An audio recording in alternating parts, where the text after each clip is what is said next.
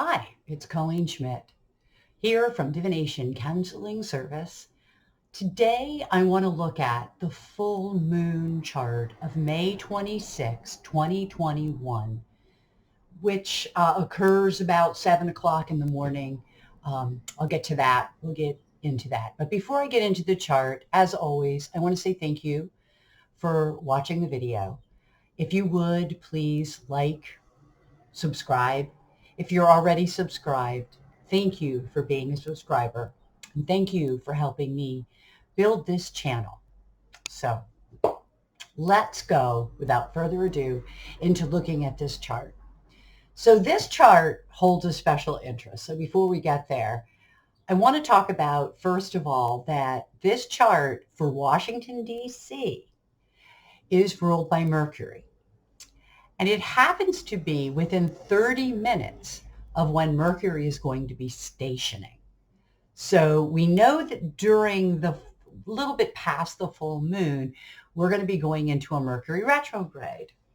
And Mercury retrograde is a reflective thinking. And the full moon represents a time of reflection, particularly new beginnings and things that are going on that maybe began anew, or taking the time now to reevaluate not only those new beginnings, but maybe the direction of life overall. So let's get to this chart and see what it has to offer us. So here we are in Janus. I want to start with Janus. I've added in the Trans-Neptunians, as I like to do lately.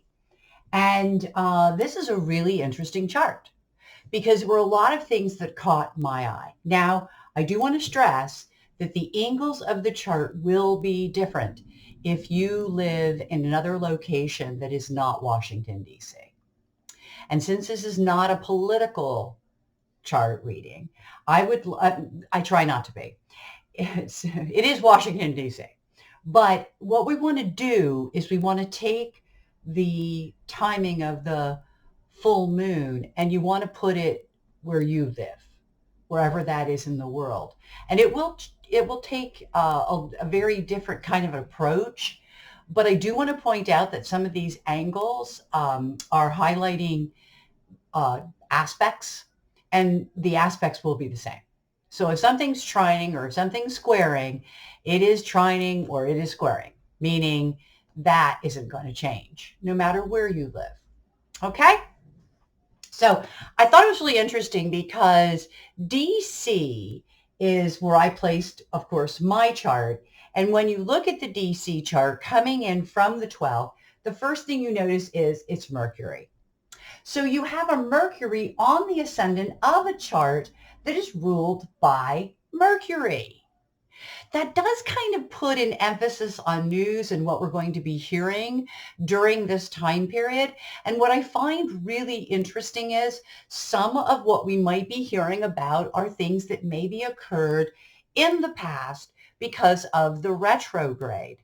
It's almost as though whatever's going on and we can just look at even what's the case that's going on, Matt Gaetz. Okay, Let Gaetz. Interesting. That stuff dates back to 2018. So we're still not, it is reflective of time periods that have already occurred. The fact that the Mercury is in the 12th house is interesting because the 12th house can hold secrets. And again, it's sort of like having a leaky faucet or having a leak in the news. So it's kind of an interesting placement. And I'm really interested to see how it plays out. Okay. So, that's all I'm going to say about that particular part of this chart. The part of the chart that I think is going to be of interest to everyone is the fact that the North Node is not far from this sun in Gemini. So they're about 5 degrees apart. But the really cool thing about that, and it's in the 12th house, so it kind of makes you think about situations where people are meeting behind the scenes. Now that's DC.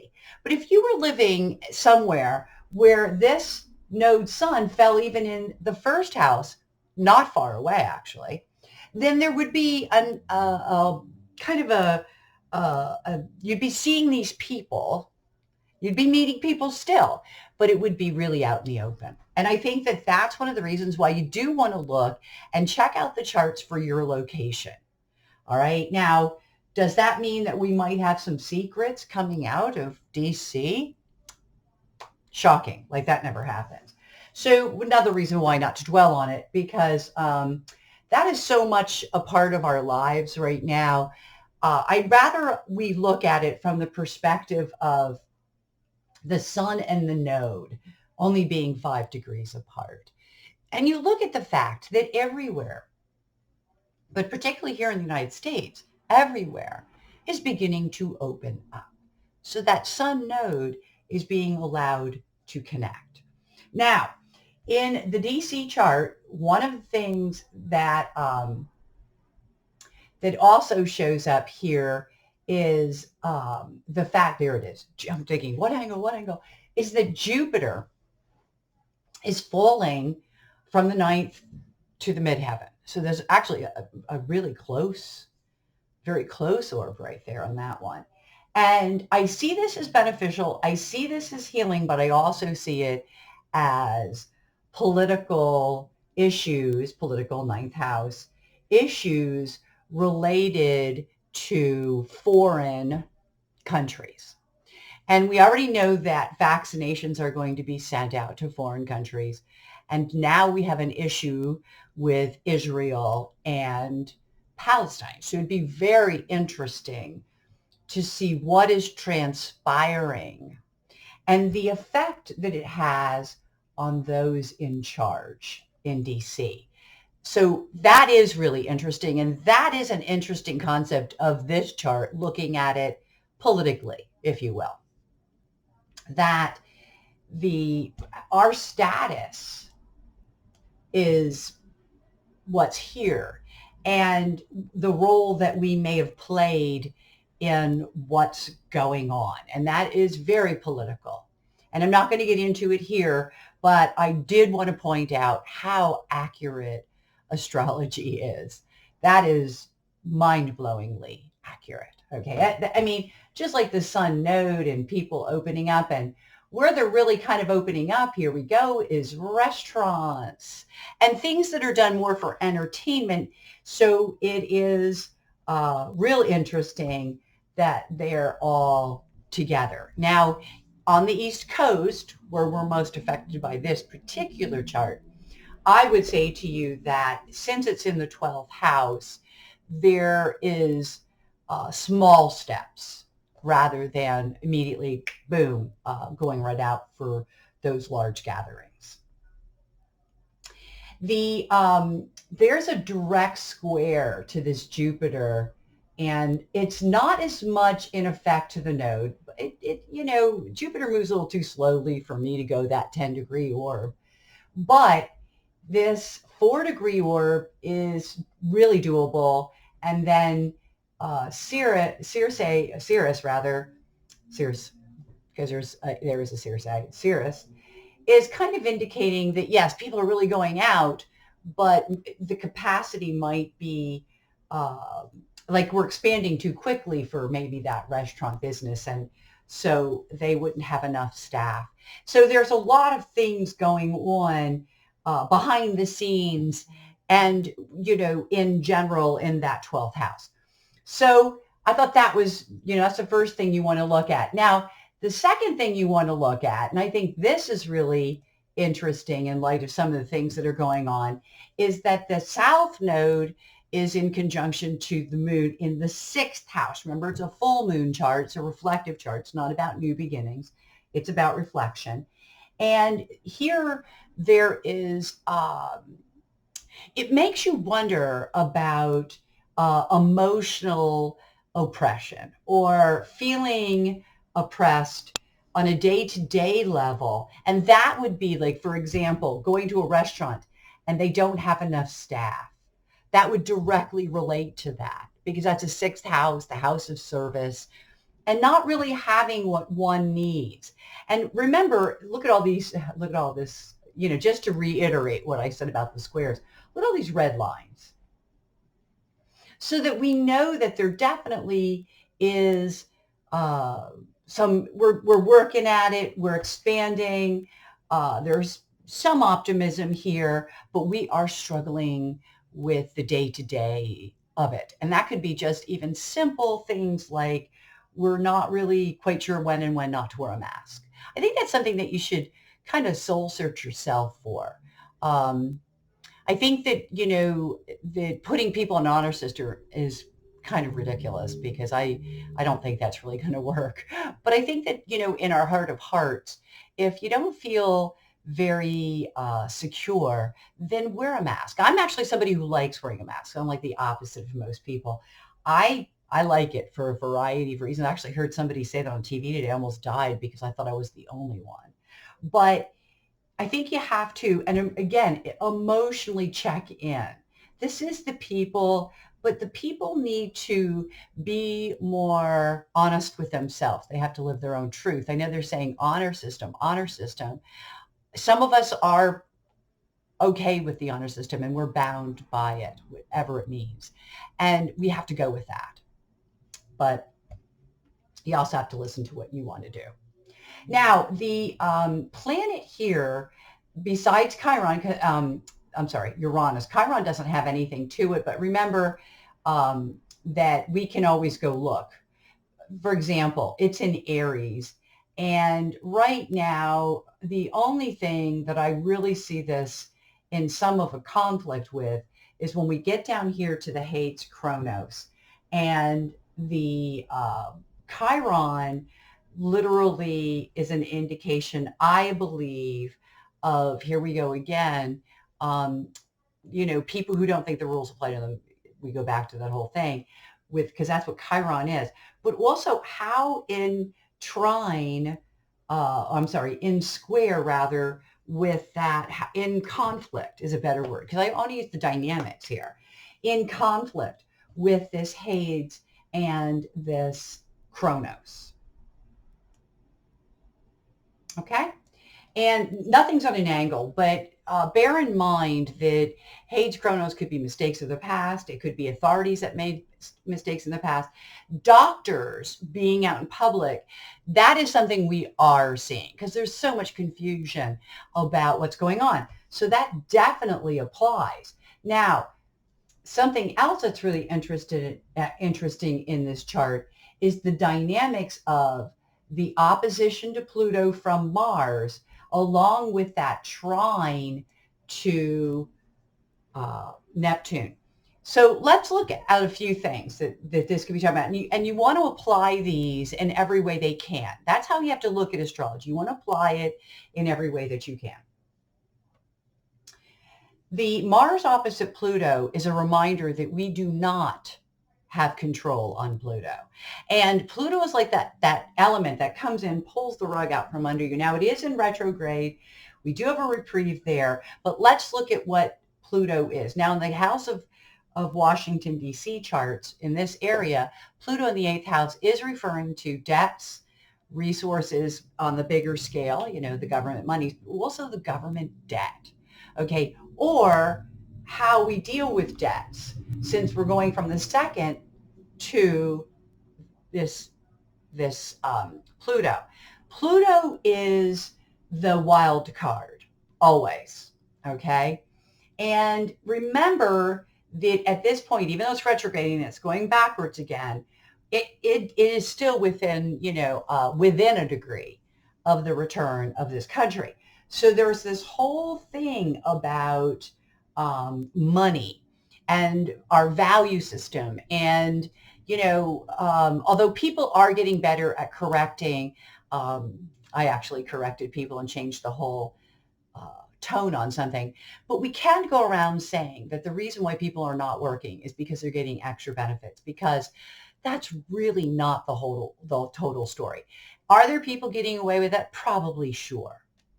We got millionaires stealing out of the funds, if you remember. So why wouldn't working class people take advantage. So yeah, I'm sure that's true. However, on a bigger scale, one of the things that's going on, and this is a really good point here, is that businesses are being asked to look at how much they evaluate their workers. Here's the worker. When I spoke about the Venus ingress chart, I talked about appreciation done through finance because it's a Venus chart, right? So we're talking about this house of service and how people are not compensated for what they're doing. And so, I love it when somebody who's earning $30 an hour starts talking about how people don't want to go back to work because they're not making enough money. Well, of course they're not, because they're not making even half of what you're making. And that's another reason why I think people should not be so quick to judge. I'm not saying there aren't people that are taking advantage, but I do know, and I can tell you this, that I know people who've left certain occupations to go to other occupations.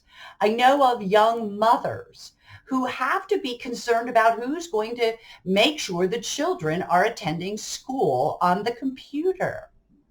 So we really have quite the dilemma here to work out, and we cannot be so quick to judge. And I love that in the DC chart, Mars and Pluto really discusses that. And I've actually been watching as the press in many ways has been correcting people and also stating that. So it's really, really good. So you have a pretty active chart. And remember, this is about reflections. This is not about starting new things. We've already started new things. We started them about 2 weeks ago when we knew we'd be here. So now we get to evaluate them. And then when Mercury goes retrograde, which it will literally days after this, I think it's within 3 or 4 days after May 26th, you're going to have a retrograde action. And it's almost like we get to go back through and think about some of the things that are taking place, how we're handling it, what the results are, numbers wise. One of the things I anticipate is numbers to go up slightly again, only because I truly believe there's a lot of people who are not vaccinated, and they think that because a lot of other people are, that they're going to be okay. And I don't think that all of them are going to be okay. Okay. So there's still this need to be diligent and careful, particularly if you're not of a vaccinated population. Neptune in Pisces is still really in a very, very strong place. And in this particular chart, not only does it point to things like in the case of the DC chart, deception in Washington, but when you have Neptune in trine to that Mars, that's an easy energy. And you're all thinking, well, that should be great. No, it's not. It can be. So I take that back. It can be. But it's also deceptive actions. Deceptive actions regarding finances and value and worth. I hope that was a red flag. Okay. If you're in the DC area. If you're not, still be aware that Mars, no matter where you live, is in trine, would be almost better for a square, in trine to that Neptune. And then you have to, again, ask yourself about, deceptions and delusions and being deluded and all that other really good stuff. Okay, so I want to jump off of this, and I'm going to just jump and check out the other chart. So I'm always we have this. So I'm back, and I'm now working with the full chart, which, by the way, this is the stuff I spot. The midheaven and the ascendant were exactly the same. Literally. It's amazing. So apparently, maybe it's the time of year, I don't know. But right now, these charts are identical. So this is, of course, the filled in version. And I'm going to look at the sun axis on the dial. I'm not going to do a whole lot with this chart. It's a little too crazy anyway. But I did want to look at the reports. And one of the things I really wanted to talk about, because I had said it doesn't matter where you live. Many of the sun and moon aspects will be just the same. Okay, so the moon squaring the midheaven, I didn't really get into that. Again, that had to do with the oppression of the people, the working people in particular. So I'm not really going to talk about that as much, but I do want to point out a few of the things here. Like, for example, right underneath that, you have an opposition to Admetus. And Admetus is the trans-Neptunian that indicates blockages, delays, um, feeling stuck. It's also about getting to the bottom of a matter. And it also is a contraparallel, which is kind of an opposition on steroids with when you put them both together. And then the trine to Vulcanus, another trans-Neptunian. So you feel that there's a lot of pressure, but it's like you're under a lot of pressure with the trine. And it's good, it's good to be under pressure. It's a trine. You're handling it. We're all handling it. But the opposition to the Neptune is, again, feeling stuck or having delays or obstacles, things that might only last hourly. It is the moon.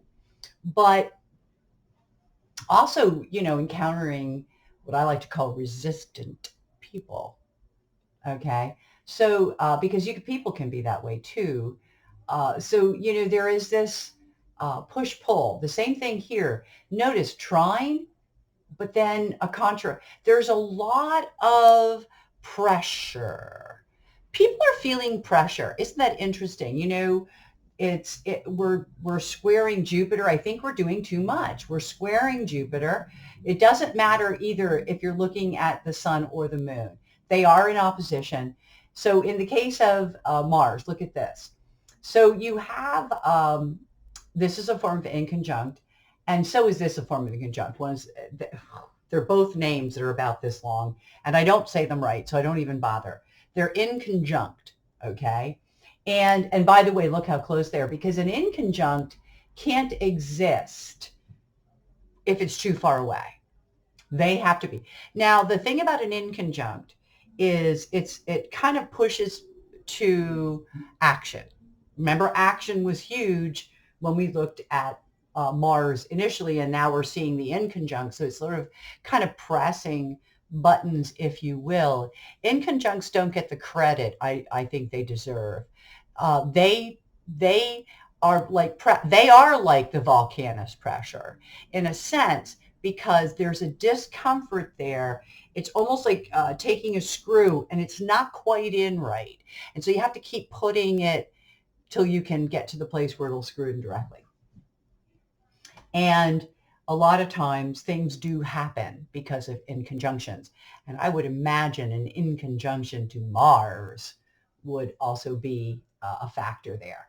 Now, realize that inconjunction to Mars, and then we go down to the opposition and contraparallel to Admetus, is almost as though we're struggling with a push-pull.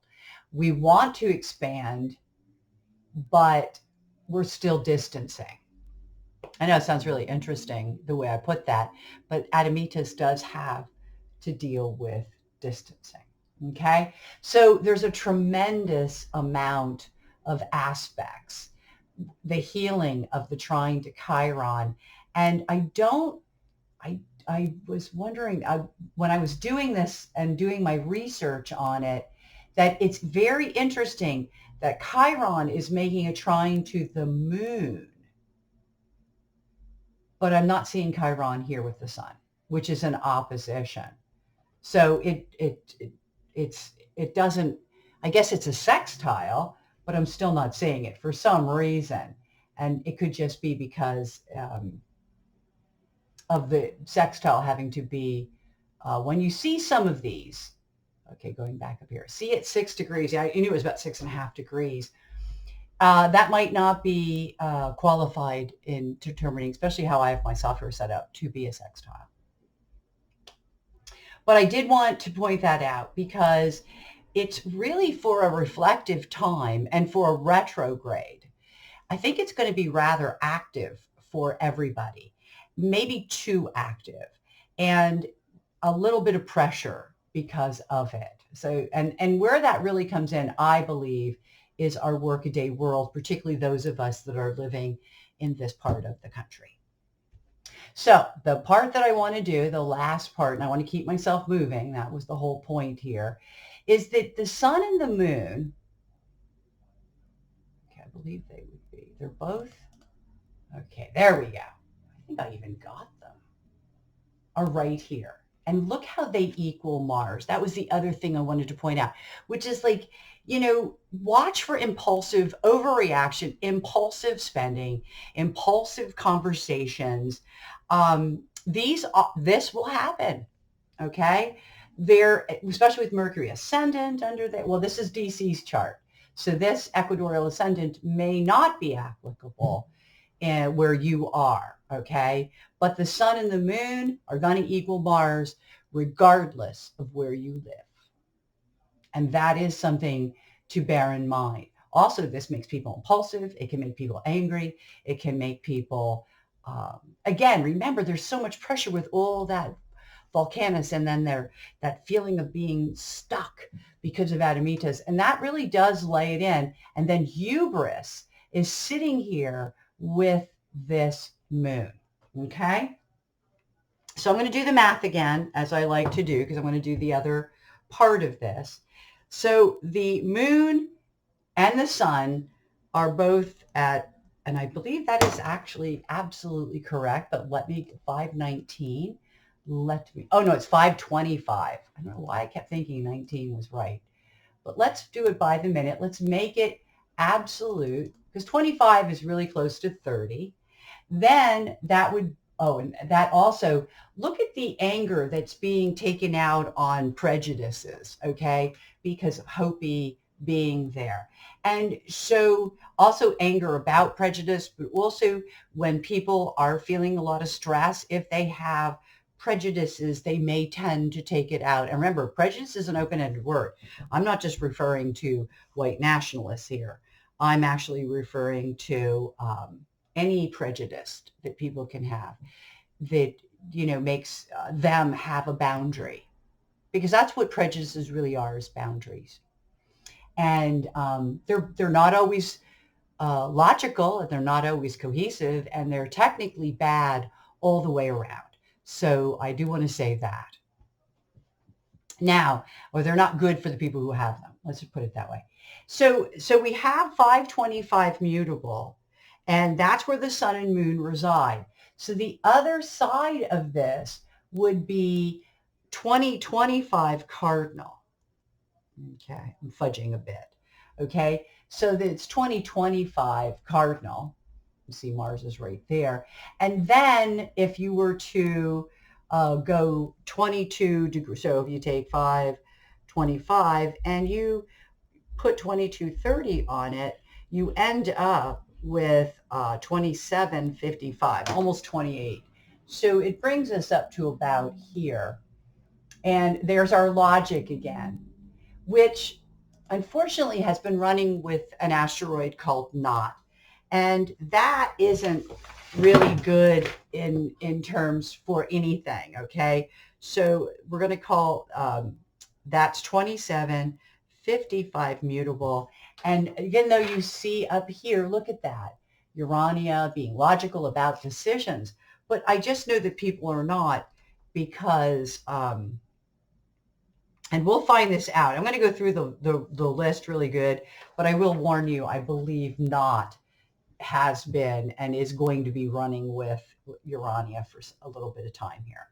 Okay, so the opposite of that would be 1255 fixed. Almost 13. Okay, so we're going to look at those in terms of the asteroids, but just so that you saw how I got that. And I'm just going to do a little pen here just to show you. Okay, so you have a line that starts and goes straight oops, not 2 straight, 2. Look at that midpoint of health and then, health and well-being and restrictions, which it shows up right here too. So that's really interesting, actually. Also, sudden separations are in there. So what I'm doing now is I'm reading midpoints. Let me go back here a second. I'm going to actually put it all the way to where it should be. And you can see the list grows. Now, it doesn't mean as we drop these or whatever, that they're not in effect. They're still in effect, okay? But this is how I sort of check my work. Look, it shows, oh, darn it, I hate that when I do that. So I'm almost there. Here we go again. Okay, I'm going to stop by doing this. And this now makes a screen come over this so I can't move it. So what I want to show here is this. So you see these, that's my check. Remember, sun and moon equaled Mars. When I do my second axis, that sun and moon should show up again. But look at this, sudden separations, sudden news, or propaganda. Please be aware. The here is restrictions and disciplines because of a health issue. It's just awesome. So just to let you know, we're still playing in that. We're still playing in that ball field. And we are. Okay. So the other thing I wanted to show, and this line is going to show us, is this is the other axis. Okay. And once I do that, I put these numbers down on a piece of paper, which I have done. And then what I do is I then go in and I start, that's interesting. I start putting it in. So I've already started doing that and you're still here. I have to be better about this. Look at this as well. It isn't just Mars that's there. And that, when I was going through my trans-Neptunians, I did an aha. Because I was also keyed up about this Mars, that less than a degree away, we have Zeus. That's excitement and being able to retain excitement or not retain it. Because remember, trining Neptune is trining that Mars, not Zeus, by the way. Okay, Zeus is actually in Libra. So here, this Zeus is going to play in with the sun, the moon, the Mars, and Zeus. So that's going to be something pretty exciting. It also means be careful of anger with people who have guns. Mars, Zeus is also shooting. You want to go shoot? They have places to do that. Okay. But it's just interesting because it also worries me that we could be hearing more about police shootings. Okay. Without Kronos and Hades in the first house of the DC chart. And I think they are working on police reform. So it may have to do with that, which would be, again, a reflective way of dealing with a social issue. And that's how you have to look at these charts. They give you opportunities to resolve, reflect, and reevaluate things. So let's go through, last thing, because I've been going on and on, but I did want to go through this. And the first thing is it tells us to continue to listen to our gut. It's not in real strong, but it's kind of saying listen to your gut, but it also means watch what you eat. In fixed, okay. There are still journeys that people are going on that they can only do by themselves. So it's sort of like people going off by themselves. Again, if moms are going back to work and children are going off to school, people are, again, going off by themselves. So then we go down to, good thing that's not too close. We don't want the willing victim thing here. I do feel that most people will feel very successful during this reflective period. I think that if you feel that sense of, yes, done it. I've done it. Take a moment for gratitude. So don't just be about victory, but let it be about being grateful for that victory. Okay. And again, I've talked about Mars. Mars is actually, it may be trining Neptune, but it is squaring that Zeus. And, you can get all excited about something, but can you maintain it? Can you retain it? You go and hire a whole bunch of people, but are you going to be able to keep them? Zeus is an interesting, because it's a seed, but it's also about restraint. It's also about, and are people restraining themselves? I don't think they're doing as good a job, but I do believe that a lot of people are in restraining mode. Not all doing a good job of it, but I do believe that is what's going on.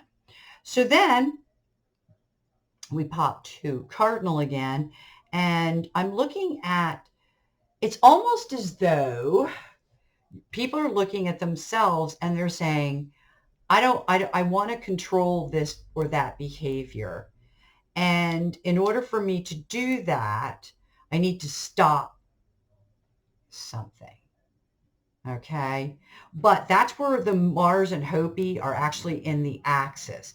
So be very careful of the prejudice, reactions to prejudice, and then, as I say, the excitement, and don't be over, what's the word I'm looking for? You don't want to be over reactive. That's a good word. Okay. So I'm back into the fixed. I'm in Leo now. And of course, we did talk about the health asteroid that's sitting there, that Hygeia is there. We're looking for health and well-being. We are still dealing with a pandemic. It's interesting. Body image shows up on a couple. This one shows up as photographs that the midpoint would be around the 5-degree, 25 minutes. But it just looks like people just don't want to be photographed. They don't want to look bad, I guess. The computer is still really, really important, but I feel like there's going to be a lot of complaints and grievances because of being on the computer. This could be like things where people are forced into Zoom meetings and they're just getting tired of it. But it can also, or outbreaks at schools where the schools then have to go virtual. But I also think that it could be people griping on the computer. It could be also people using the computer to research things that they have complaints about. So it could be, remember, it's Mercury retrograde, and computers breaking down is not unusual during a Mercury retrograde. So could also be in that realm. So I see those two hanging out in this axis. So they're also in this axis. Let me come back for the rest of these. I keep forgetting that I want to do that for the last part because I have you looking at that computer, and it's nice if you're taking some notes, but really what I'm doing is I'm going around the zodiac with these. So it put me back into mutables, and that's where I left off. I really do feel that, and that's where I was talking about the grieving, the people on the computer and the grieve, which is an asteroid, but grieve is also grievances. So think of grievances or complaints. In the cardinal, we're lucky. There's not, other than Zeus in Libra. That's our one in Libra to be on the lookout for. The moon is running with Nemesis. So there's a couple things I want to talk about here. Nemesis is about placing blame. And I don't know why people feel that they need to place blame. I don't know, but this is something that I, even in this business for as long as I am, really don't understand what that necessity is. Okay. I mean, maybe it doesn't work well in my chart. I don't know. But there is this thing about blame. And it's almost like everybody wants to blame the general public, or they want to blame. We can't take care of all this business because there's just too many people and we don't have enough help. Blame the lack of help. But it's also that whole thing of we can't get people to work for us because the government's paying them to stay home. Remember the theme of the Washington chart. So all of that plays into this, okay? There is blame game. Realize that's also going to be true in your own personal life, okay? That's the stuff to remember. Urania, as I pointed out, however, the good news is moving slightly away, although everything's retrograding, and I'm sure it's going to come back. It's about 1.5 degrees off, a little bit less. And it is still running, though Urania would fall more in the axis and not is a little bit knocked out of the axis, okay? I think what it means is that people are trying to be more logical, but I believe when it comes to making decisions, there's going to be, because Lilith is up there as well. And you could also put them in this axis, but I didn't go quite wide enough. Again, that would depend on the astrologer. But think about how illogical some people might be when they're making decisions. Then we come into Capricorn, where I think we're pretty safe. I mean, it does talk about animals and pets and things like that. And, you know, it's retrograde, so it's kind of going away from this axis. Then we move on into pay is a big issue. Payo is my next one.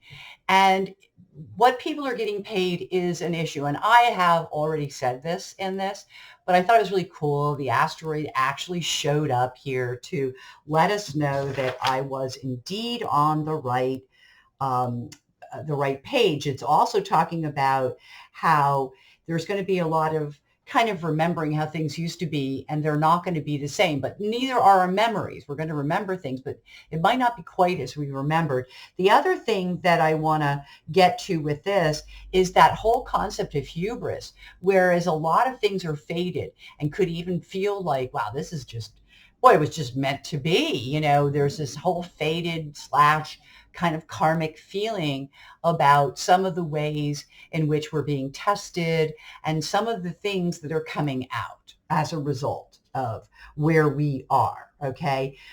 The one thing they do want you to know is that what is going on, this reflective time period, and it's really interesting because I definitely feel this. This is a really important reflective period. This is really important. It's almost as though if you've never made good use of any other full moons, you really want to make a good use out of this one. And it really is about that reflective.